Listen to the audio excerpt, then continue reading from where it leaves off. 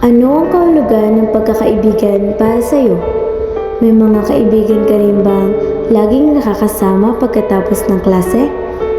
Bakit mahalagang pahalagahan ng bawat sandaling magkakasama kayo? Sa loob pa lamang ng school, ramdam na ang samahan ng magkakaibigan. Magkakatabi silang nakaupo sa silid-aralan, nagtutulungan sa mga gawain at palihim na nagtatawanan tuwing may nakakatawang nangyayari. Kahit minsan ay napapagod sa mga aralin, gumagaan ang lahat dahil may mga kaibigan silang karamay sa bawat araw ng pag-aaral. Kapag tumunog na ang hudyat ng uwian, hindi agad natatapos ang kanilang kwento.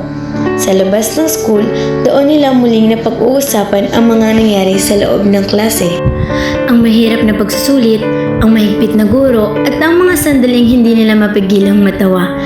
Ang bawat hakbang palabas ng paaralan ay puno ng saya at kaanang pakiramdam. Mula sa school, sabay-sabay silang pumupunta sa Digos.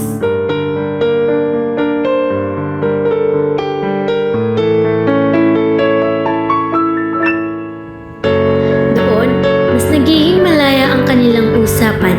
Nagbabahagi sila ng mga pangarap, problema at plano para sa hinaharap.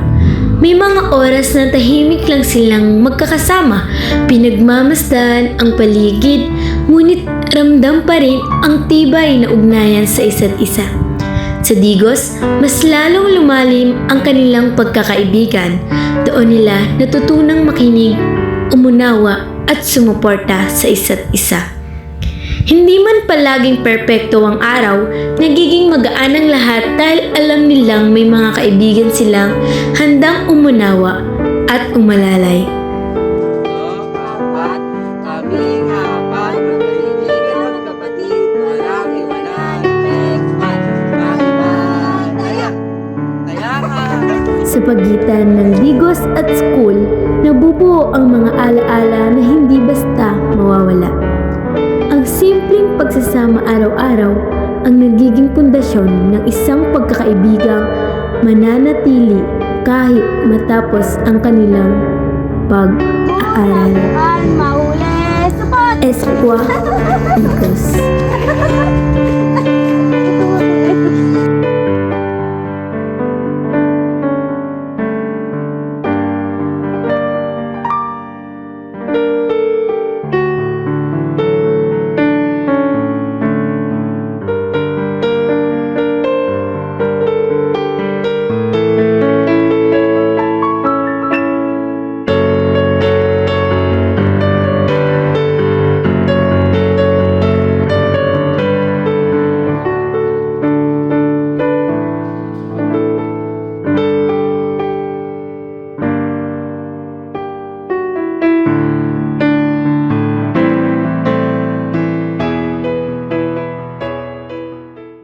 Pagdadamayan ng tunay at tapat na kaibigan.